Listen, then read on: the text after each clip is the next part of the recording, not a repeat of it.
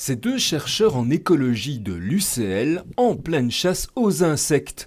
Au sein d'un consortium international, ils ont étudié l'impact de l'urbanisation sur ces animaux. On a observé qu'en milieu urbain, on trouve surtout des petits insectes. Apparemment, le milieu urbain fonctionne, il y a un effet de filtrage.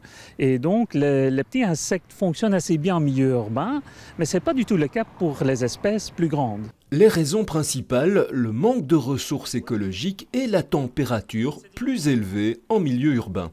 On a vu en moyenne que les espèces en zone urbaine sont diminuées en taille presque 20% plus petit, et donc ça a un effet sur leurs prédateurs comme des oiseaux.